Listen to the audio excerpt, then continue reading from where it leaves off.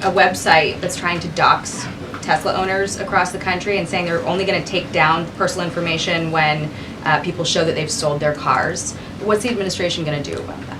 I haven't seen that website, but we certainly think it's despicable, the violence that has taken place against Tesla, the company, its employees, and also just Americans who have chosen to drive an electric vehicle. Many of them are Democrats, by the way.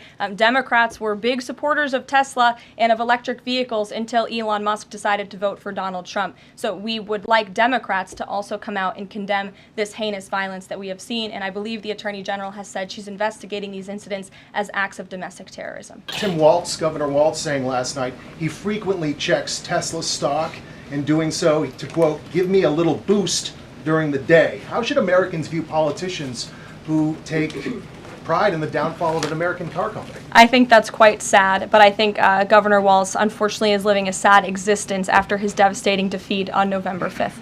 Reagan, go ahead. Thank you, Caroline. Across the country, Tesla cars are being lit on fire, dealerships are being shot up, Molotov cocktails are being used. There was a website posted yesterday that shared the addresses of private Tesla owners and reportedly had Kash Patel's information on it. A.G. Bondi has called this acts of domestic terrorism. Does the White House have any indication that this is some sort of coordinated movement or that it's being funded by some outside group? And do you know if the investigation by the DOJ is being investigated as incidents of organized terror?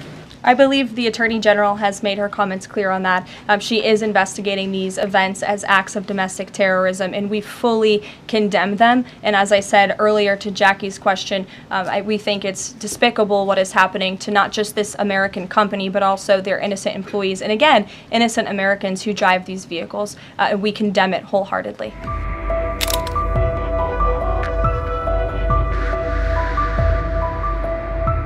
This is a little bit wild. I understand the old president refused to leave after he was removed from his position. He barricaded himself in his offices, had to be escorted out by police, left the building without Wi-Fi, telephones, elevators, and more, and is now telling media that Doge broke in and illegally removed him. So can you comment on this sequence of events and specify, did Doge illegally enter?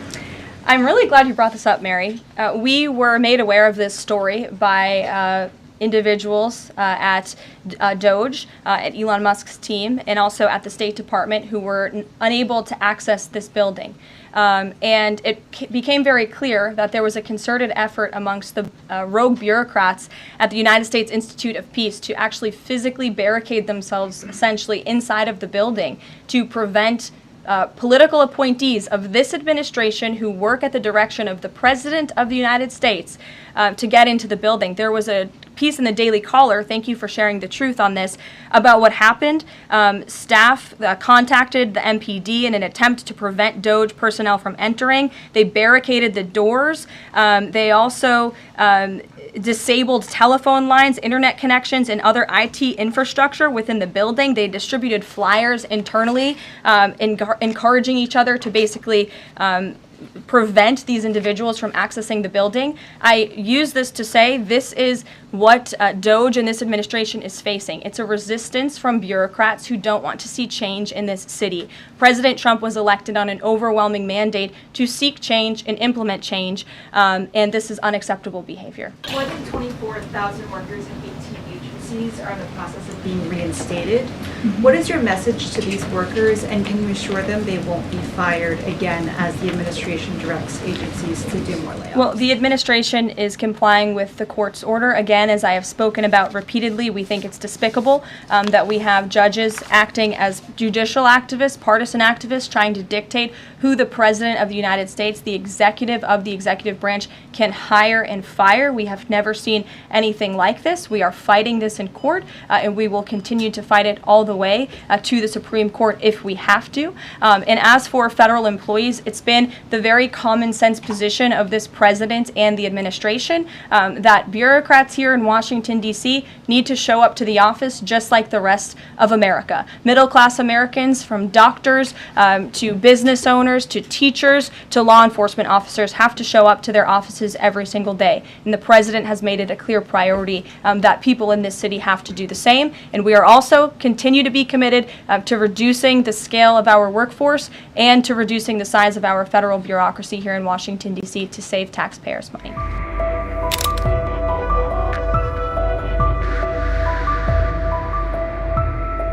A mom whose daughter was forced to change in a locker room with a biological male at school filed a complaint with the DOJ.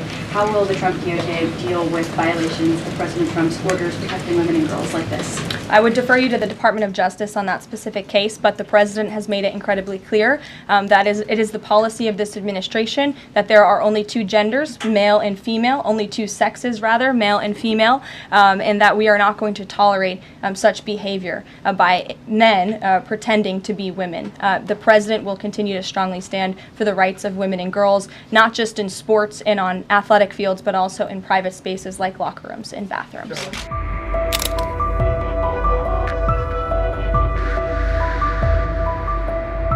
And on TikTok, is Oracle the leading contender for a deal? And would the U.S. back a deal that keeps TikTok's algorithm and the underlying technology still in Chinese hands? As President Trump does so well, we don't get ahead of ourselves when we are in the midst of the art of the deal. So when the president and this team are ready to announce a deal on TikTok, which is a high priority for the president, we will make that known. I've seen that reporting, but I'm not going to comment on it just yet. Sure, go ahead. And last night we saw the very best of America. After spending nearly 300 days aboard the International Space Station, Butch Wilmore and Sunny Williams are back on Earth. These two incredible astronauts were only supposed to be up there for 8 days, but because of the Biden administration's lack of urgency, they ended up spending 9 months in space. Joe Biden's lack of courage to act boldly and decisively was a big reason why Butch and Sunny did not make it back until yesterday. But President Trump doesn't waste time. Immediately after taking office, President Trump directed Elon Musk and SpaceX to rescue these brave astronauts alongside NASA. The president also called the acting administrator of NASA and told her to bring the astronauts home as soon as possible. As acting administrator Janet Petro said herself yesterday, per President Trump's direction, NASA and SpaceX worked diligently to pull the schedule a month earlier. The president looks forward to welcoming Butch and Sunny to the Oval Office when they are recovered. This historic mission brings new meaning to President Trump's promise to always look out for the forgotten man and woman. Our efforts have been in filling out President Trump's administration. There have been a record number of 281 Senate confirmed nominations already, with another 280 in process. Here at the White House, OPM and GSA, we have filled 100% of the total number of slots. And this is a record number of placements in the first 58 days of any administration, and a testament to the caliber and the sheer quantity of talented people who want to work for President Trump to make America great again.